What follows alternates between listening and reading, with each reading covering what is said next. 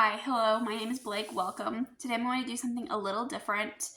I went through all of my 2024 reads and I picked out 6 fantasy books from last year that had less than 10,000 ratings on Goodreads. And I'm going to talk about them today, but I'm not going to be sharing my personal thoughts. Instead, I want to share the thoughts of other reviewers. I read and watched as many reviews as I could on these books. And I want to go through and just kind of tell you what reviewers are liking and disliking about each of these books as a whole, and tell you about titles that people are comparing them to, what these books are about, kind of in the hopes that you will find something that you like and pick it up. And I will include my personal star rating on the screen if you're curious, but I'm not really going to be talking about my personal thoughts here. But all of them I did enjoy. I gave all of these 3 stars or higher. And the first 2 I have are young adult fantasy novels, and the next 4 are adult fantasy works. So starting off, I have The Library of Shadows by Rachel Moore, and this book has about 4,800 ratings and a 3.57 star average on Goodreads. In this book, we follow Esty Logano, who is going to Radcliffe Prep to feel closer to her late father. And this is one of the most haunted schools in the country. And Esty doesn't really buy into that, but there are a lot of strange things going on at this school. There are a lot of students that have disappeared. The library is a dangerous place after dark. And when she first arrives on campus, she meets a boy named Mateo who may or may not be a ghost, and he frames her for the theft of a rare book, and she has to get it back before she's expelled. This is a YA paranormal, dark academia type story, and people really like the vibes and the settings of this book. They love the haunted boarding school, the talk about ghosts and the ghostly vibes here. They talk about that it has like a cozy mystery aspect. They say it feels very autumnal. They say it's very cozy. They like the dark academia aspect. And people in general found this to be fast-paced and a quick read. It is only about 300 pages, so it is a very quick book to get through. Several people read it in one sitting. And people also like found family aspects. And the biggest dislikes that people had, it is a YA, and people felt that it was very generic, that it was very predictable, that it had a lot of generic YA tropes. So if that's something that you don't enjoy, I don't think you're going to enjoy this one.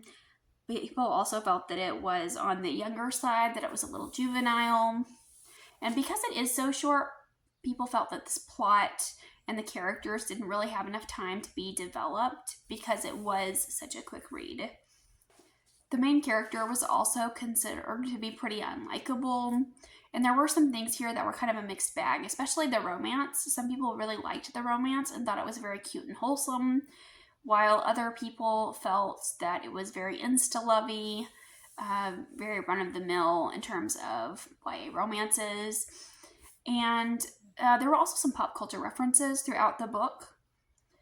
Some things that were referencing popular TV shows of today, popular songs of today, and that pulled some people out of the story, and other people liked those pop culture references. So that was a mixed bag as well for some people. And there were comp titles. People compared this to the Wednesday TV show and the Casper film. So if you like those things, maybe you want to check this one out. Next up, I have The Hedge of Foxhall by Anna Bright. And this book has about 3,000 ratings on Goodreads, and it has a 3.74 star average. And this is a YA historical fantasy. It features kind of a quest storyline, and it has a lot of cottagecore vibes. And similar to the last book, a lot of people really loved the setting. And in this book, we are following Fionn, and she is the last Hedge Witch. And she is going on a quest to restore magic to medieval Wales.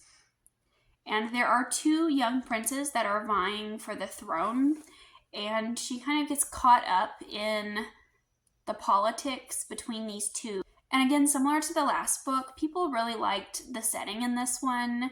It takes place in medieval Wales. There is a lot of Welsh mythology and folklore in here, and the author dedicates a lot of time to describing the land and the magic that people really seem to enjoy.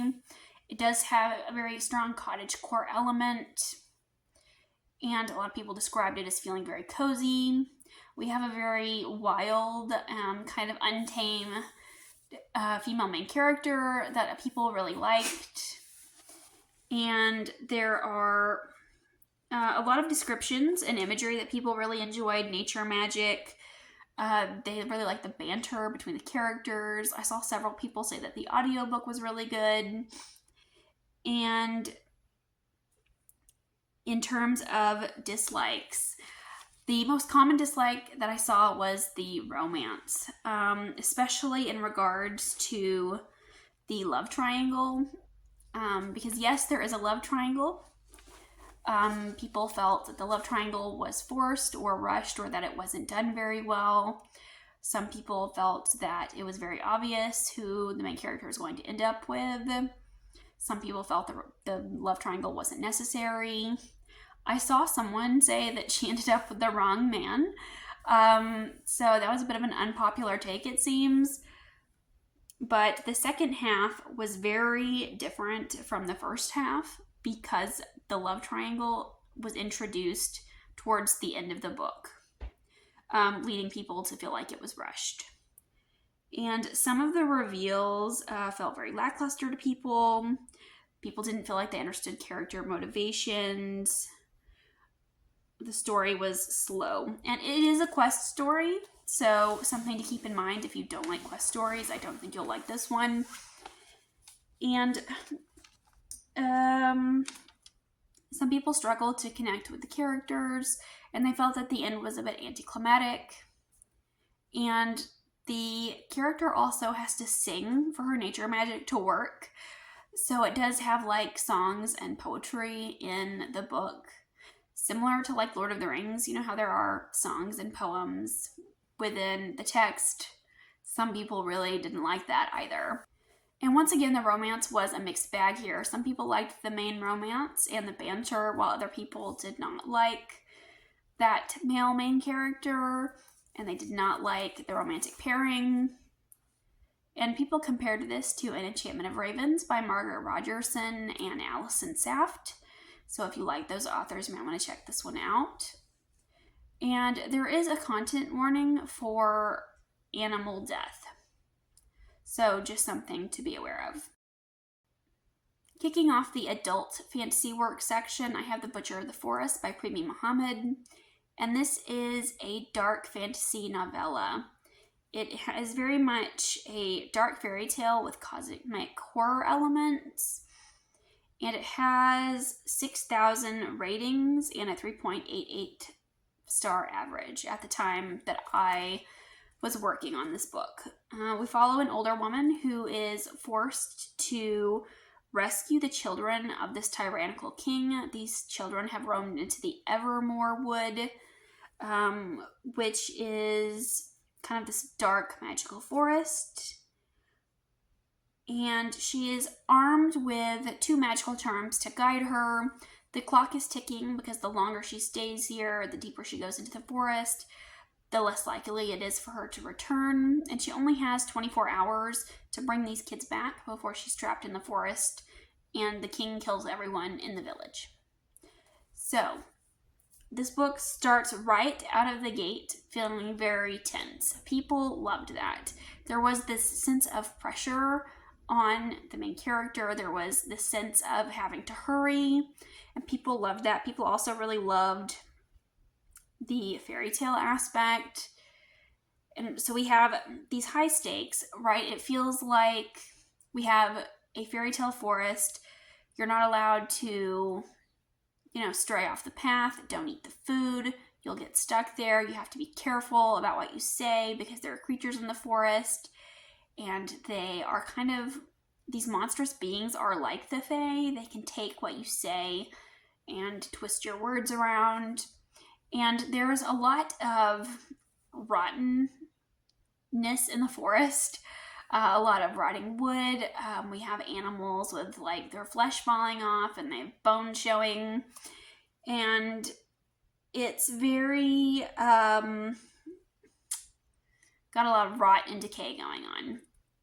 A lot of people compared it to T. Kingfisher's What Moves the Dead. And Annihilation, Grimm's Fairy Tales, some Alice in Wonderland comparisons were thrown in there. So there were a lot of comp titles for this one. A lot of people felt it was very nostalgic in terms of other works that they have read. And people were really mixed on the writing and themes of the story. The writing style is very purple, let's say. It's very flowery at times. That worked for some people and that didn't work for others. Some people thought it really fit the setting and the story.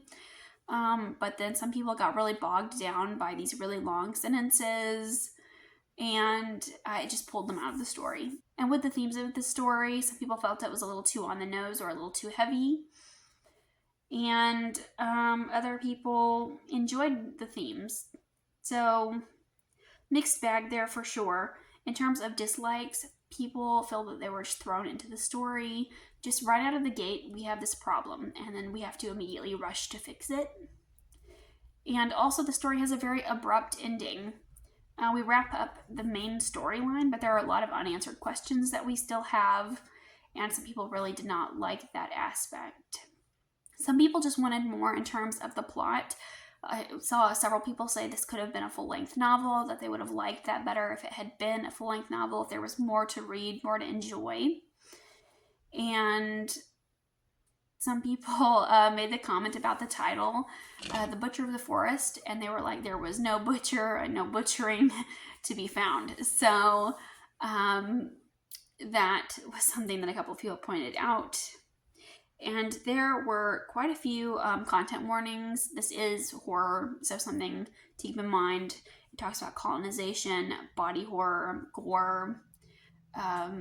There's a lot of animal gore because of these monsters. Child death, death of a loved one, child sexual assault as well. The next one I have is The Gods of the Wyrdwood by R.J. Barker. And in this book, we follow Kahan. And this book is going to be difficult to describe, but like I'll do my best. We have Kahan, who as a child, he was destined to be the chosen one for this religion. But a different chosen one was selected and kind of a different religion rose to prominence. And everything that he did, all that training was wasted. And 20 years later, he kind of lives as a hermit on the fringes of society, and he does not want to get involved in the politics and religion of this world, yet he is in a situation where he is forced to. And we also follow Udini, who is a monk, and she serves the goddess of the lost. And we have Vin, who is a child, and they are the next chosen one for this religion. But in order to become the chosen one, they have to awaken their cowl, which is this inner entity, and that would mean being a killer. They have to kill in order to awaken this cowl, and they don't want to. So this is a very epic fantasy with some very dense world building. And this one has 2,400 ratings on Goodreads and a 4.08 star average. So that's a pretty high star average for that one. But for the likes, people really enjoyed the Lovecraftian forest. A lot of people really loved the world building here. They had a really interesting time, exploring this world. They loved the friendships and the banter and kind of the found family aspect that was created in this story. And a lot of people said it was really unique and original, and it was something that they haven't read before. So anything that's described as unique or original, in my opinion, is an immediate green flag, something very interesting that I look forward to in books, because I feel like we don't have very many original and unique stories coming out right now. So definitely something that I noticed when I'm going through reviews. And in terms of the dislikes, people felt that this book had some pacing issues, that it was a slow start. The first 2/3 of this book, people felt were slow.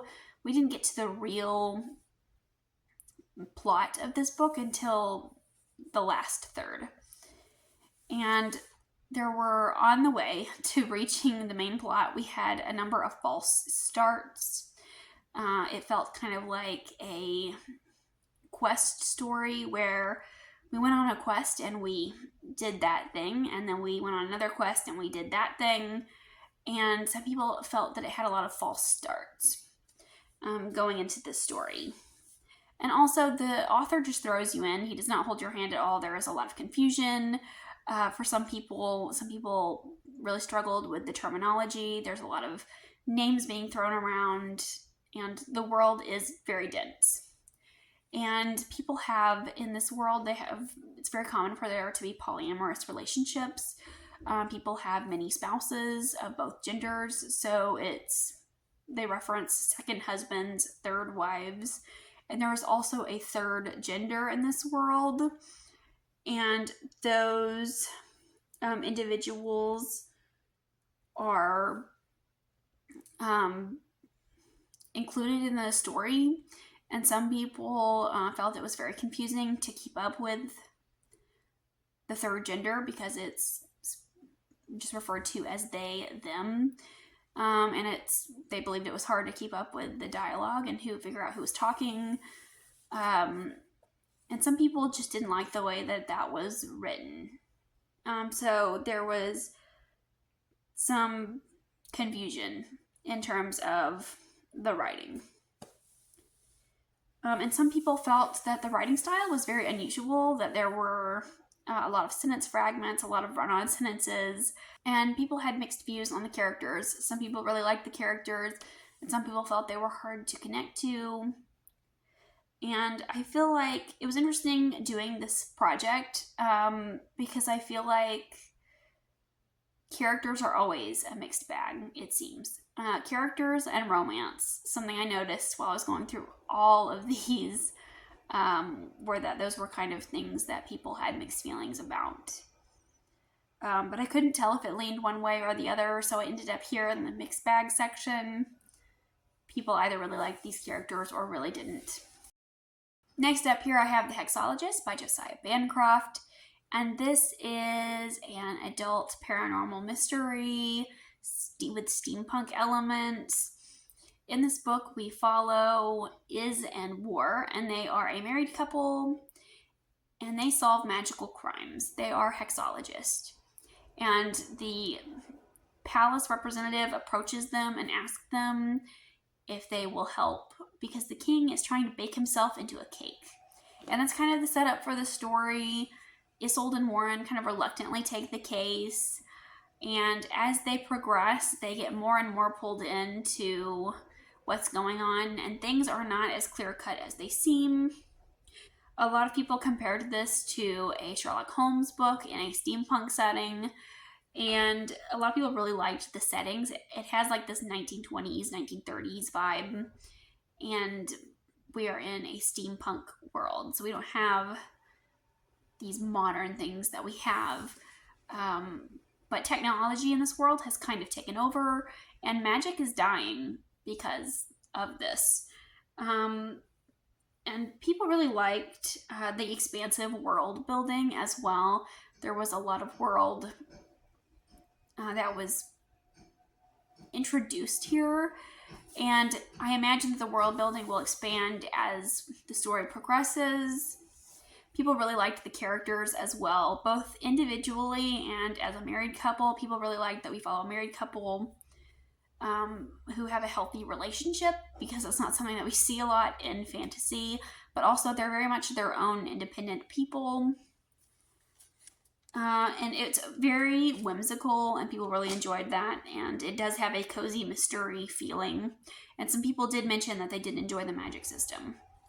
But in terms of dislikes, some people felt that the mystery wasn't fully established.